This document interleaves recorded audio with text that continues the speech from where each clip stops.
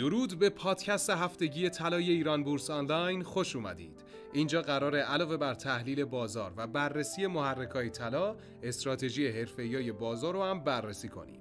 هفته‌ای که ترامپ رئیس جمهور آمریکا شد، قیمت طلا هم پایین اومد. طلا از اول سال 2024 سیر صعودی داشته و تا پیروزی ترامپ توی انتخابات خبری از کاهش قیمت طلا نبود.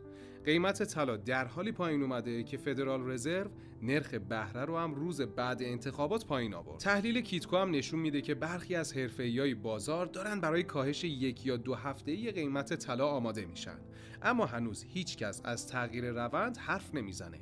این هفته قرار گزارش تورم آمریکا منتشر شه که بدون شک بر آینده نرخ بهره آمریکا تاثیر میذاره. شایعه شده که تورم آمریکا قرار نیست پایین بیاد و فدرال رزرو هم به زودی مجبور میشه از کاهش نرخ بهره خودداری کنه. مثل روال هر هفته قرار استراتژی و تحلیل حرفه‌ای بازار رو هم با هم بررسی کنیم. نیوسان و موریسون از تحلیلگرای حرفه‌ای بازارن که معتقدن روند طلا نزولیه. آدام باتن از استراتژیستای بازار فارکس و طرفدار روند نزولیه. خود باتن منتظره که وزیر بعدی خزانه‌داری آمریکا مشخص بشه. باتن گفته اگه جان پاولسون وزیر خزانه‌داری آمریکا بشه، قیمت طلا رشد خوبی رو تجربه میکنه. استنلی هم استراتژیست بازاره ولی برخلاف بقیه طرفدار روند صعودیه.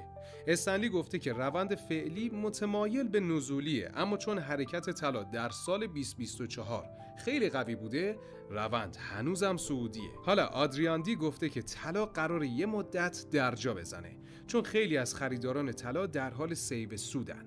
آدریاندی گفته که دلایلی که خریداران رو توی بازار نگه داشته هنوز تغییری نکرده. نرخ بهره در حال کاهشه و آینده اقتصادی چین هم جالب نیست.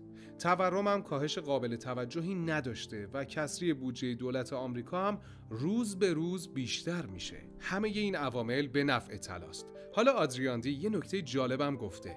سال 2016 وقتی ترامپ برنده انتخابات آمریکا شد، قیمت طلا تا 6 هفته سیر نزولی داشت. شاید این بارم تاریخ تکرار بشه. سولدر یکی از تحلیلگرای بازار در اکتیو تریدز. این تحلیلگر حرفه‌ای بازار هم از کاهش قیمت طلا در کوتاه مدت حرف زده و نگران تقاضای طلاست. مارک لبوویت سردبیر خبرنامه متال ریسورس هم طرفدار روند نزولیه.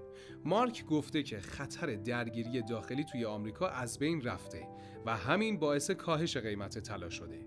مارک پیش بینی کرده که طلا توی بلند مدت به $3700 میرسه. سیزینسکی استراتژیست بازار توی شرکت مدیریت ریسک و سرمایه است. از نظر سیزینسکی ریسک درگیری داخلی توی آمریکا از بین رفته و به همین دلیل قیمت طلا اومده پایین.